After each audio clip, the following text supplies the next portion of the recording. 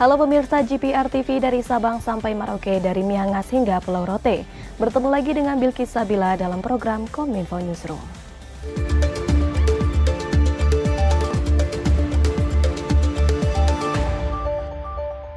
Pemirsa, Presiden Joko Widodo mengapresiasi peran di Access to COVID-19 Tools Accelerator atau ACTA dalam mendorong pengembangan dan akses berkeadilan terhadap obat, alat diagnostik, dan vaksin COVID-19. Menurutnya, ACTA merupakan bagian penting arsitektur kesehatan dunia.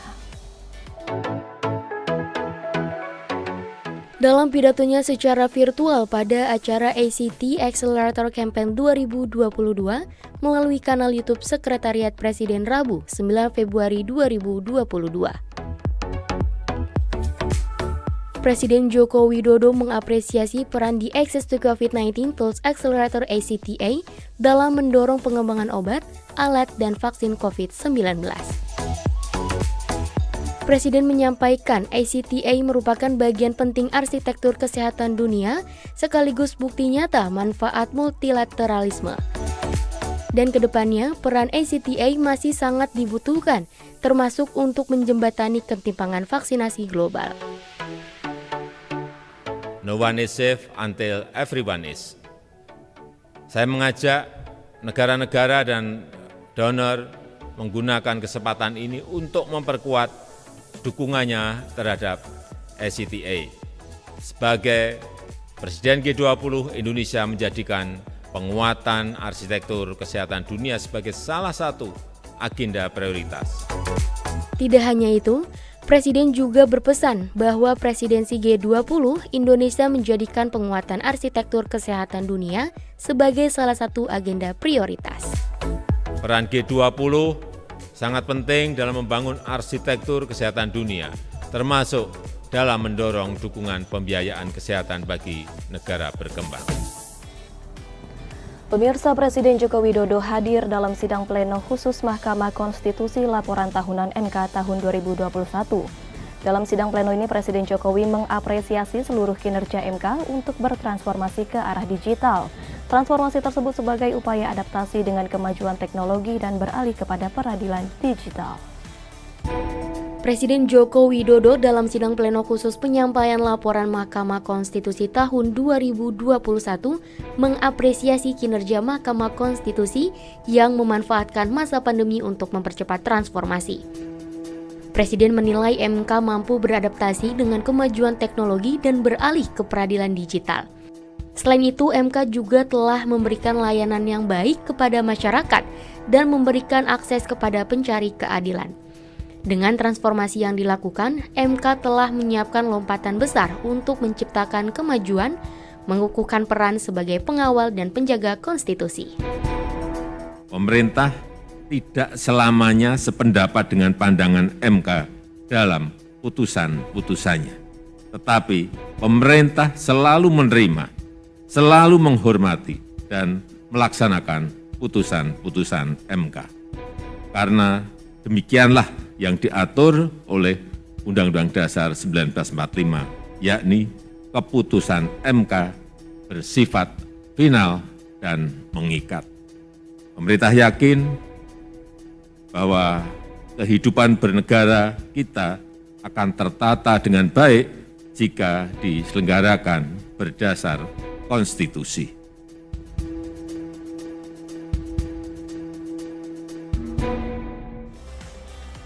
Sementara itu, pemirsa, dalam mewujudkan lembaga peradilan modern dan terpercaya, Ketua Mahkamah Konstitusi Anwar Usman menyatakan bahwa Konstitusi Indonesia memiliki dua karakter dalam pelaksanaan tugas.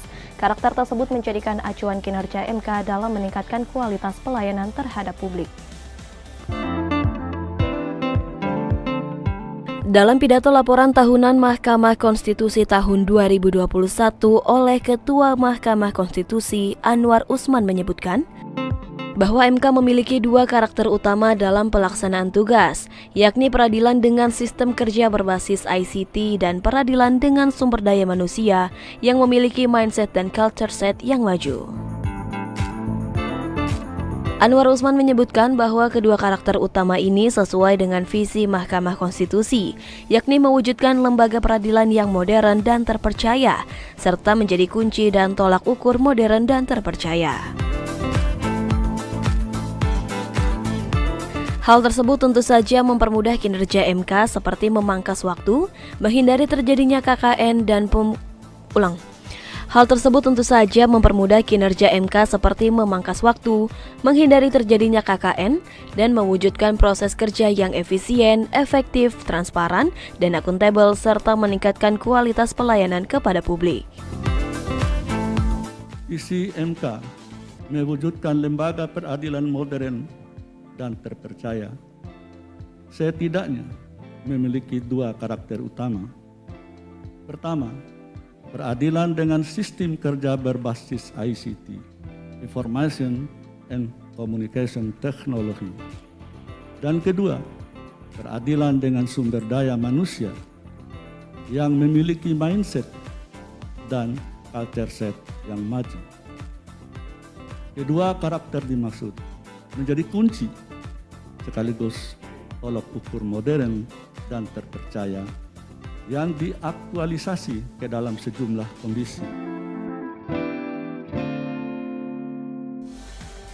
Dalam rangkaian G20 Presidensi Indonesia, Menteri Energi dan Sumber Daya Mineral Arifin Tasrif memaparkan 3 isu utama pilar energi transisi. 3 isu ini yang akan mendorong target Indonesia mencapai 0% emisi atau net zero emission.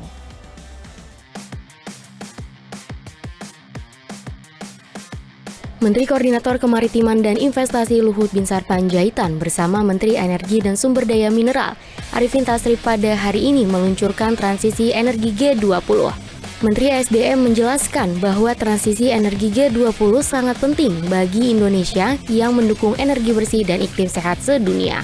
Adapun 3 isu prioritas yang akan diangkat pada forum ini yaitu akses, teknologi, dan pendanaan.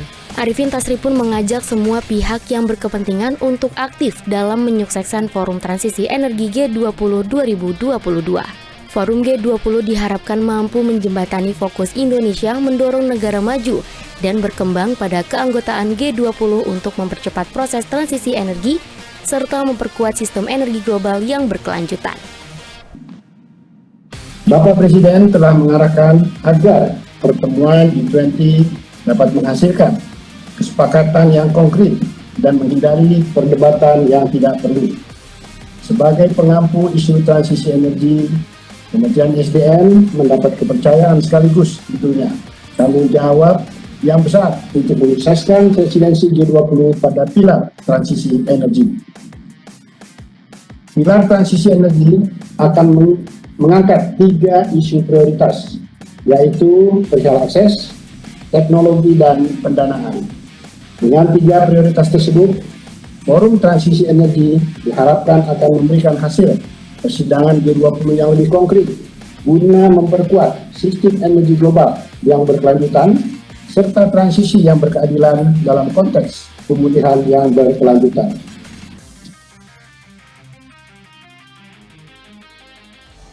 Pada kesempatan yang sama, Menko Maritim dan Investasi Luhut Binsar Panjaitan menekankan aksi transisi energi harus dilakukan secara berkeadilan, serta berdampak positif pada sosial dan ekonomi masyarakat.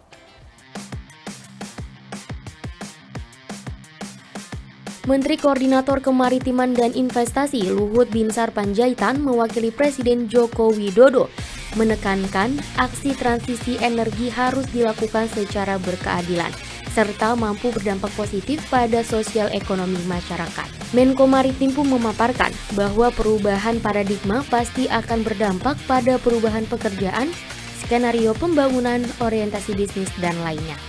Hal tersebut pun harus didukung oleh kerjasama global yang kuat.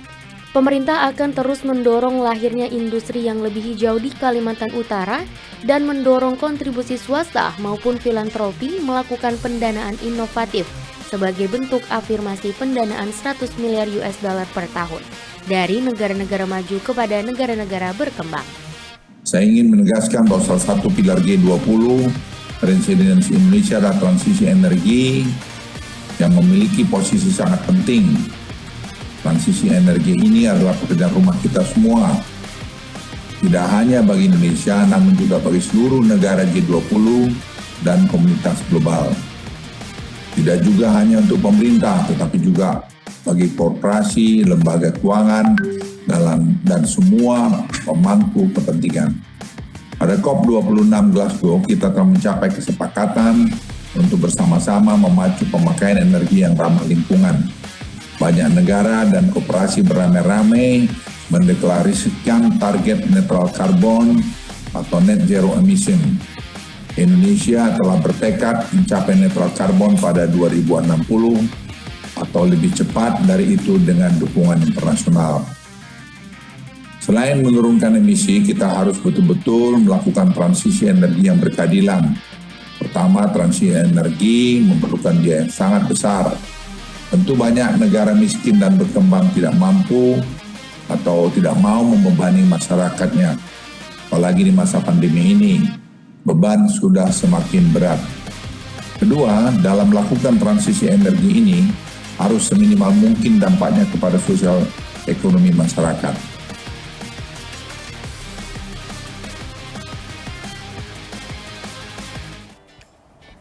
Informasi selanjutnya, Menteri Perhubungan Budi Karya Sumadi mendorong optimalisasi tol laut untuk menekan biaya logistik Indonesia. Bukan tanpa sebab, selama ini salah satu tantangan pengusaha khususnya pelaku UMKM adalah tingginya ongkos logistik. Menteri Perhubungan Budi Karya Sumadi dalam kegiatan webinar dan bisnis forum mendorong untuk membantu para pelaku UMKM dalam mengoptimalisasi kegunaan tol laut untuk menekan biaya logistik di Indonesia. Kemenhub telah memberikan stimulus khusus untuk muatan balik dengan potongan sebanyak 50% dari muatan berangkat. Program tol laut yang telah diluncurkan semenjak 2015 lalu nyatanya terus mengalami peningkatan. Tercatat ada 34 trayek yang harus dioptimalkan secara detail dengan masing-masing pihak harus mengevaluasi pergerakannya agar dapat dilaksanakan secara efektif.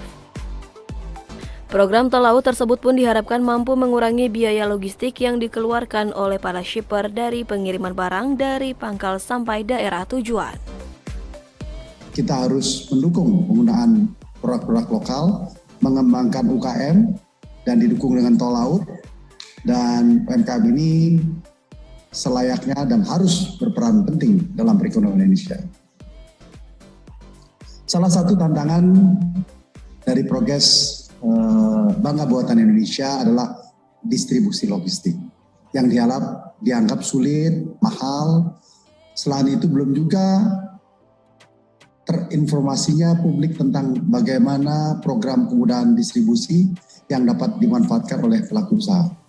Oleh karenanya saya berharap forum ini membuat suatu wadah, membuka jalan bagi para UMKM lokal untuk dapat informasi dan kemudahan dalam distribusi produk mereka, khususnya jalur laut, terutama di Indonesia bagian timur. Salah satu program dari pemerintah yang bisa dimanfaatkan oleh UMKM adalah tol laut. Di angkutan tol laut secara umum lebih rendah dari biaya angkutan komersial. Kementerian Perhubungan telah memberikan stimulus khususnya bagi muatan balik, yaitu potongan 50% dari muatan berangkat.